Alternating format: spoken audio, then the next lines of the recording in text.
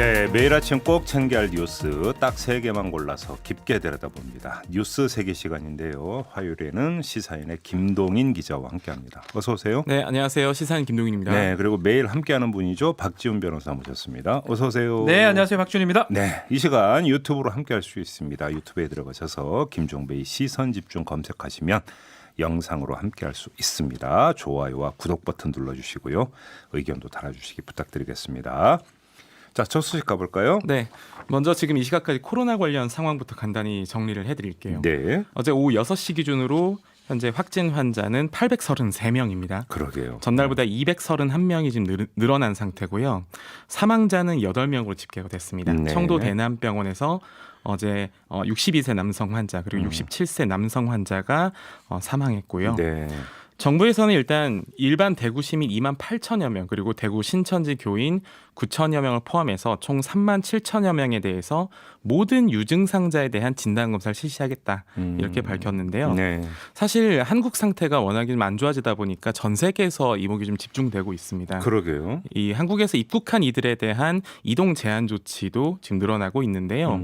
어제 종일 이스라엘 전세기 동원해서 이제 돌아온다. 또 모리셔스에서 신혼부부가 30여 명이 지금 입국 보류됐다. 이런 소식이 전해졌는데 네. 이 간밤에는 또 베트남 다낭에서 이 대구발 여행객이 격리됐다. 또 홍콩에서는 한국을 적색 여행 경보 국가로 지정했다. 이런 소식들이 좀 들어와 있고요. 네. 사실 어제 그 총선도 지금 빨간불이 켜졌습니다. 어제 국회 소식이 특히 좀 화제였는데 네.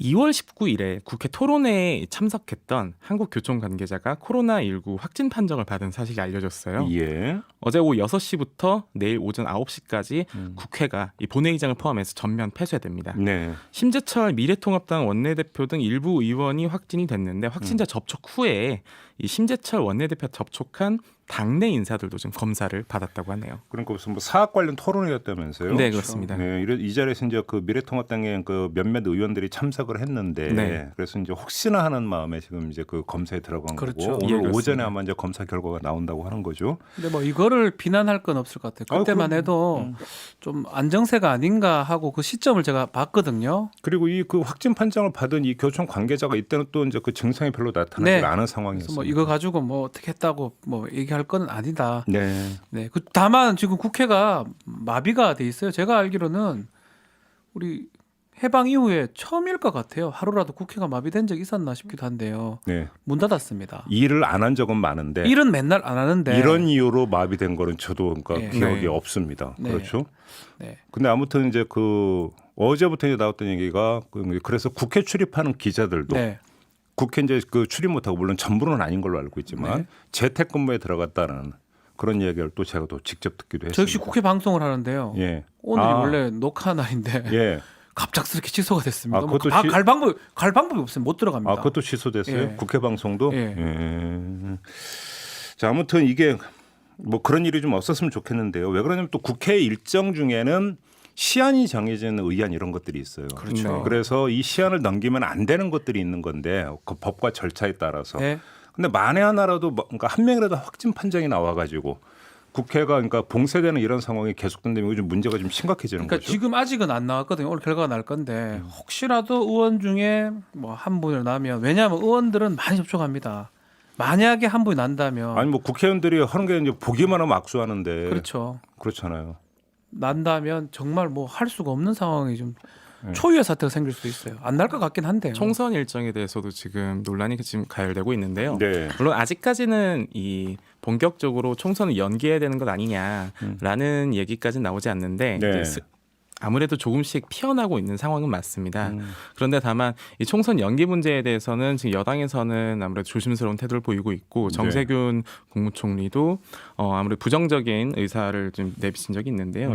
요 문제는 사실 대통령이 결정해야 될 문제이기도 하거든요. 네. 다만 총선이 당장이 아니라 이제 4월 15일이다 보니까 그때까지 어떻게 될 것이냐 이 부분을 조금 고려해서 예. 아무래도 결정이 나지 않을까 그러니까 싶습니다. 뭐 개설해 보니까 아마 그 20대 국회의원들의 임기 종료일이 5월 28일인가 그럴 거예요. 예. 그러니까 이제 총선은 4월 15일이고 그러니까 한 달 조금 더 되는 여유 기간이 있어요. 그래서 뭐 예를 들어서 일주일이나 열흘 정도 그러니까 진짜로 그러니까 가상으로 한번 상정을 해봤을 때 연기를 하면 뒤에 좀 그러니까 실무 준비하는 게 일정이 좀 빡빡하다 하더라도 어떻게 해볼 수는 있겠지만 지금 상황이 그러니까 그 정도 연계해서 될 수 있는 부분이냐. 그렇죠. 만에 하나 근데 그걸 넘어가 버리면 그때는 이제 국회의원 임기를 그렇다고 고무줄 늘리듯이 마음대로 자기들이 늘릴 수 있는 건 그럼 아니고 법이 없어요. 예. 끝나는 예, 거잖아요. 끝나는 그러면 겁니다. 국회가 아예 없어지는 상황이 발생하는 거기 공백상 때문에. 진짜 공백상. 그래서 이제 정세균 국무총리가 입법 공백 사태라는 형태로 지금 말을 그러니까요. 했는데 예.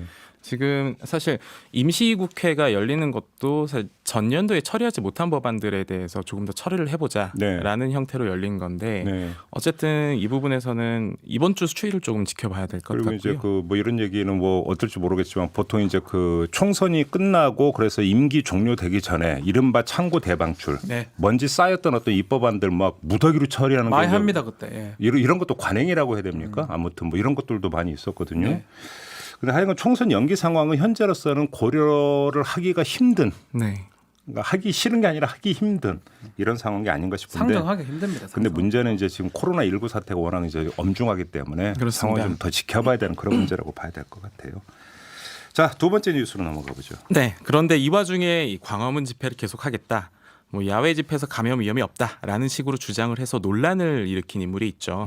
바로 전광훈 한국기독교 총연합회 대표 회장 목사인데요. 예. 어젯밤 결국 선거법 위반으로 구속됐습니다. 네.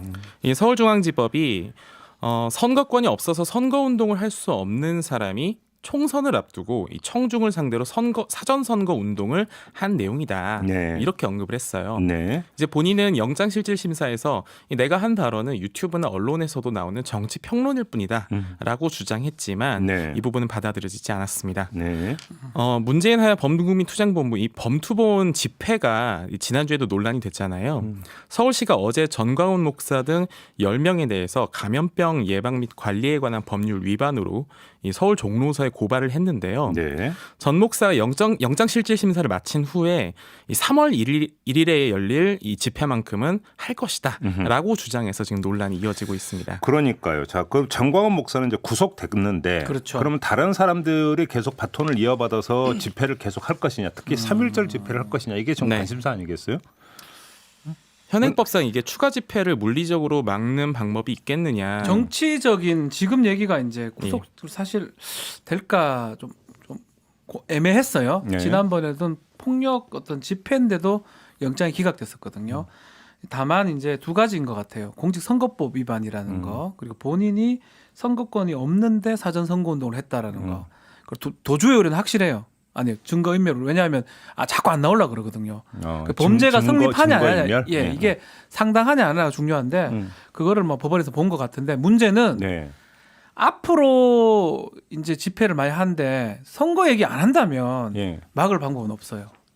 또 선거 얘기 한다고 하더라도 이거를 애매하게 얘기한다면 근데 지금 집회를 그게 막을 수 아니라 있을까요? 박원순 서울시장 현장까지 가서 그러니까 집회를 중단해 달라고 요구를 한 거는 어떤 집회의 어떤 성격과 내용의 문제가 아니라 그렇죠. 지금 코로나19 사태 때문에 지자체장에게 부여된 권한에 따라서 다중이 그러니까 밀집해서 모이는 것을 차단하는 이런 차원에서 집회를 금지하고자 했던 측면이 있잖아요. 이런 점면에서는 접근할 수 있는 거 아니겠어요? 이런 것들을 법에 좀 엄격하게 규정을 해야 됩니다. 이거 네. 위반하면 어떻게 할 수 있다 규정해야 되는데 네. 약간 막연한 것 같아요. 제가 다 찾아보니까 현재로서는 그러면 그게 이제 그 강제력을 띠는 일종의 어떤 명령이 아니라 그렇죠. 권고에 불과한 권고 거죠. 정도이기 때문에 이걸 뭐 거부한다 하더라도 어떻게 조치를 취할 방법 자체가 좀 별로 없습니다. 이제 어제 시청 브리핑에서 나왔던 얘기가 이제 강력한 조치를 언급하면서 예시들을 좀 들긴 했는데 예. 이제 가령 무대에 설치된 스피커 같이 일종의 그 시설물을 강제 철거하는 등의 조치를 취할 그렇죠. 것이다.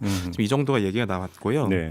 또 그 서울시에서는 집회에 동원되는 차량들도 강제 견인한다. 지금 이런 방침을 밝힌 상태긴 한데 다 우회적 방법들이에요. 예, 실제로 그런데 막지를 못하고요. 네, 말씀하신 우회적 방법이라는 게 뭐냐면 오는 사람을 물리적으로 사람을 막을 것이냐라는 그렇죠. 그 경계거든요. 네. 사람을 오는 사람들을 막을 수는 없어요. 예. 그것은 이제 몰리는 인파를 막을 수 없다면 그 인파들이 모이지 못하게 할 것이냐. 그러면 또 사실 우리가 그 굉장히 아픈 기억으로 남아있던 이른바 어떤 산성을 세웠던 기억들이 뭐 있죠. 이런 뭐 명박산성, 명박산성. 예, 거기다 그랬던 기억들이 있죠. 기름까지 칠했던. 네. 저 그날 제가 현장 취재 나갔었거든요. 네. 처음 봤어요.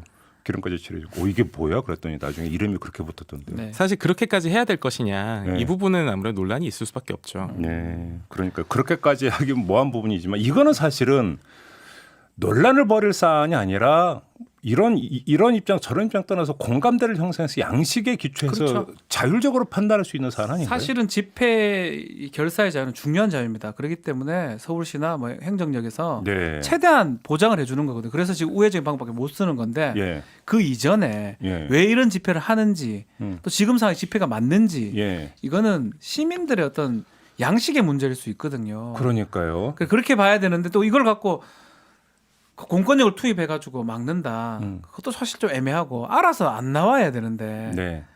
이런 생각이 듭니다. 예전에 제가 그 데이터 분석 전문가랑 같이 그 광화문 집회 연령대 분석을 한번 해본 적이 있었는데요. 네. 평균적으로 어떤 연령대 사람들이 가장 많이 오느냐, 어떤 지역이 많이 오느냐 이런 거를 따져본 적이 있었는데 굉장히 압도적으로 60, 70대가 많습니다. 실질적으로도요. 아, 그러니까요. 예. 그런데 문제는 사실 코로나19 사태가 제일 중요한 게 기저질환이 있는 분들이 지금 취약할 수 있다라는 내용인데 아무래도 연령대 문제도 지금 고민이 되지 않을 수가 없어요. 그렇죠. 그래서 이 지금 말씀하신 것처럼 사실 밀집돼 있는 지역에서 발생하는 그러니까 안전거리라는 말을 요즘에 많이 하잖아요. 안전거리가 확보되지 않고 밀집돼 있는 곳에 사람이 몰렸을 때 문제점 이 부분이 아무래도 가장 위험한 상황인데 이제 공연이나 이런 대중문화계에서도 사실 자발적으로 지금 행사를 취소한다거나 아니, 스포츠도 지금 그러고 있어요. 취소하고 예, 있어요. 그렇습니다. 예. 그리고 또 종교 단체에서도 굉장히 그 사람 오는 것들에 대해서 굉장히 최소화하려고 노력을 하고 있거든요. 네. 그런 상황에서 빚어지는 문제라서 아무래도 이번 주말에는 광화문에서 실제로 모인다고 했을 때 굉장한 어떤 방역 당국의 어떤 고민이 깊어지지 않을까 이런 생각이 듭니다. 제가 정리해서 이렇게 말씀을 네. 드리고 싶은데 그러니까 광화문 집회에 참여하는 그 분들 가운데 어르신들이 많기 때문에 혹시라도 그런 어르신 가운데 왜 우리 집회를 막으려고 하느냐라는 생각하는 분들이 계실까 봐 이런 말씀을 제가 꼭 드리고 싶은데요. 어르신들을 위해서 그러는 그래요. 거다. 맞아요. 이렇게 좀 이해를 해달라. 이런 말씀을 좀 꼭 좀 드렸으면 좋겠습니다. 병 걸릴까봐 하는 겁니다. 네. 집회 막는 게 아니고. 네. 자, 세 번째로 넘어가죠. 말씀드리고 싶어요. 네. 방송통신심의위원회가 이 조국 전 법무부 장관 부인인 정경심 동양대 교수의 자산관리인 인터뷰에 대해서요. 이때 이 엄청난 인터뷰가 논란이 그렇죠. 됐었죠. 예. KBS 뉴스9에 방송이 됐는데 이 인터뷰에 대해서 이 방심위가 선택적 받아쓰기다. 라는 판단을 내리면서 예. 해당 방송 프로그램의 관계자에 대한 징계를 결정을 했습니다. 중징계라면서요? 예, 그렇습니다. 예, 예. 지난해 9월 11일 보도였는데요. 이 자산관리인인 한국투자증권 이 프라이빗 뱅커 PB라고 하죠. 네. 김아무개 차장과 인터뷰 내용이었는데 예. 이후에 이제 녹취록이 등장하면서 파문이 확산이 됐어요. KBS 제작진은 소명 과정에서 인터뷰 내용을 다 실을 수 없기 때문에 언론사 재량으로 별도 취재한 것들을 포함해서 총괄적으로 인터뷰를 팩트 중심으로 구성했다라고 주장을 했는데 네. 현재 이 방심위의 판단에 대해서는 재심 청구 가능성이 높은 상태입니다. 이번 징계가 그러니까 그 과징금 부과 다음으로 센 징계라고 엄청 센 하던데 겁니다. 엄청 네, 센 그렇습니다. 징계가 나왔는데 어떻게 봐야 될까요? 이거는 사실은 뭐 저는 거의 다 들어봐가지고 네. 증거인멸죄를 자기가 범했다 이런 식으로 말한 것처럼 이렇게 짜집기가 됐던 부분들이거든요. 예. 그리고 그걸 이제 알릴레오라고 유심 이사장이 그 진행하는 프로그램에서 네. 얘기를 했고 네. 그때만 해도 이거 다 아니라고 난리를 쳤는데 확인해 보면 다 나오는 부분입니다. 그러니까 김경로 그 차장의 양쪽 인터뷰 전문이 그때 다 공개가 됐죠. 네, 공개됐죠. 그리고 그 중에 일부 빼가지고 뭐 이렇게 본인이 자백한 것이냐 이렇게 보도가 됐기 때문에 네. 이거는 취사 선택 보도라고 보는 게 맞는 것 같아요. 그래요. 선택적 받아쓰기라는 판단이 맞다. 네, 선택적 받아쓰기. 우리 그 이제 기자의 관점이 또 좀 다를 수도 있을 것 같은데 김동인 기자는 어떻게 생각하세요? 제 생각을 말씀드리자면 저는 심의기구에서 사실 어떤 방송의 내용과 방송의 이거는 지금 방송의 내용인 거잖아요. 네네. 그러면은 실제로 그럼 팬 기자들, 우리 흔히 말하는 지면에서 나오는 인터뷰 기사 이런 것도 그럼 심의의 대상이 되는가? 그리고 물론 공공기관이긴 합니다만 심의기구에서 해당 내용이 옳다 그르다 해당 내용을 얼마만큼 반영했다 안 했다라는 것을 과연 판별할 것인가. 이것은 여론의 비판을 받는다면 여론의 비판을 받아야 되는 내용일 수도 있지만 그것이 심의기구에서 당신네들 어떤 관계자를 징계해라라는 형태의 압력을 넣을 수 있는 사안인가. 저는 사실 이것이 처리되는 과정에 있어서는 좀 공감이 안 가는 부분이 좀 있고요. 네, 저는 그 다른 관점에서 이거는 좀 한번 그 미디어 전체 차원에서 네. 한번 이제 그러니까 논의에 붙일 아주 그러니까 중요한 계기가 마련이 됐다고 보는 게 신문 방송을 가리지 않고 기사화되는 과정에서는 선택적 발췌라고 하는 것은 거의 피해갈 수가 없어요, 사실은. 네. 왜 그러냐면 양의 문제가 있기 그렇죠. 때문에. 자, 그래서 선택적으로 뽑아서 이제 그거를 그러니까 중요하다고 생각하는 걸 뽑아 가지고 기사화하는데. 그러니까 선택적 발췌라고 하는 것은 기술적으로 뭔가 불가피한데. 할 수밖에 없죠. 예. 자, 그러면 여기서 어떻게 하는 것이 맞는 것이냐라고 하는 거에 대해서 좀 중요한 어떤 그 논점을 하나를 던져준 그렇죠, 거거든요. 그렇죠. 그러니까 여기서 중요한 것은 이런 선택적 발췌 보도가 있었는데 바르는 당사자는 나의 맥락과 나의 의도를 왜곡했다.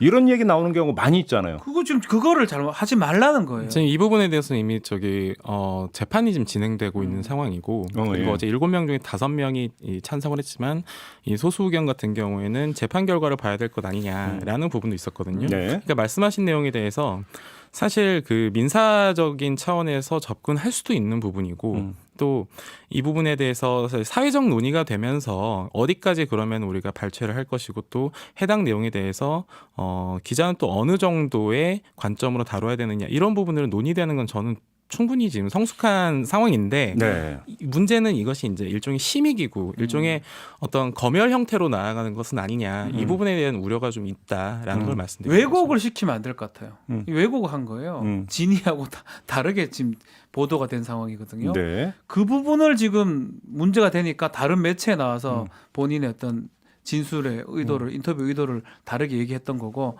이런 부분들은 충분히 문제를 삼을 수 있을 것 같아요. 알겠습니다. 뭐 지금 이제 김동인 네. 기자가 제기하는 문제와 박지훈 변호사가 제기하는 문제가 논점이 약간 다릅니다. 다릅니다. 예, 저도 그거는 뭐 생각을 못 해봤지만 저는 네. 이 사안에 대해서 징계를 하고 안 하고는 뭐 중요하지 않는데 네. 그 강도는 중요하지 않는데 예. 이렇게 취재를 해가지고 자기 표 좋은 것만 뽑아가지고 뽑아먹고 제목에 뽑아먹고 아, 죄송합니다. 네. 그렇게 취재하는 거, 그렇게 알리는 거는 그건 정말 잘못된 것이다. 지금 생각이 박지훈 들어요. 변호사가 제기 이 문제에 대해서는 어떻게 생각하세요?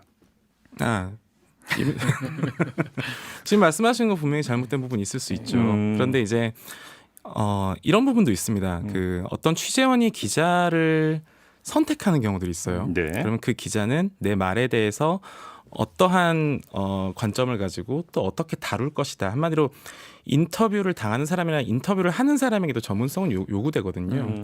그렇기 때문에 인터뷰를 하는 사람을 선택하는 과정에 있어서도 분명히 이건 무엇은 왜곡이 아니다라는 판단은 저는 충분히 다를 수도 있다고 생각을 하는데 네.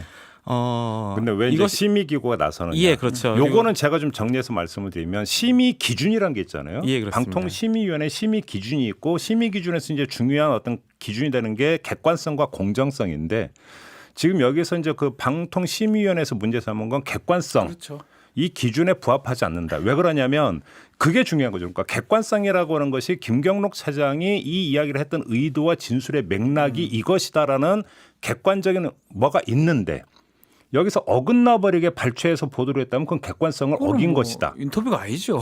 이게 지금 방통심의위원회 아마 이제 판단인 것 그렇죠. 같아요. 그렇게 하지 말라는 거죠. 네. 앞으로 크게 징계하겠다라는 뜻인 것 같아요. 그 징계가 그 강도가 옳고 그름 그거는 뭐 저는 잘 생각을 못 해봤습니다. 다만 그냥 상식적으로 그래 하면 안 되잖아요. 내가 이렇게 얘기했는데 왜 다르겠습니까? 네. 그걸 빼가지고 아무튼 그 언론계 차원에서 이건 한번 좀 공론에 붙여가지고 자 어떻게 그러면 발췌 보도를 할 것인가라고 네. 하는 문제를 한번 그 좀 정리가 필요한. 다 좀 확인해봐야 될 것 같아요. 인터뷰위한테 그렇습니다. 네가 말한 게 취지가 맞냐 확인을 좀 하고 하는 게 맞는 것 이런 같아요. 중요한 저는 이 부분은 좀 다른 생각을 좀 갖고 있는데 네네 말씀하세요. 아니 그 말씀하신 대로 일일이 확인을 받는다고 말씀하셨는데 확인을 받는 과정 자체에서 발생하는 검열도 분명히 존재한다고 생각을 하고요. 그게 예, 저는 김동인 기자가 말씀하신 취지를 조금은 이해할 수 있어요. 뭐냐면 제가 취재할 때는 분명히 아라고 얘기를 했는데 마음이 바뀌었다. 인터뷰가 마음이 바뀌어서 나는 아라고 얘기한 적 없고 어라고 이게 신분조서 확인하는 건 아니잖아요. 예, 네. 이렇게 되는 경우도 종종 있거든요. 아마 이제 그 점을 제기를 했던 그런 측면인 것 같아요. 완전 이렇게 왜곡하는 건 아니죠. 알겠습니다. 이걸 한번 좀 공론에 붙였으면 좋겠다라고 하는 그런 소망을 전하면서 오늘 뉴스 세계 마무리하도록 하겠습니다. 김동인 기자, 박지훈 변호사 두 분과 함께했습니다. 고맙습니다. 감사합니다. 네, 고맙습니다.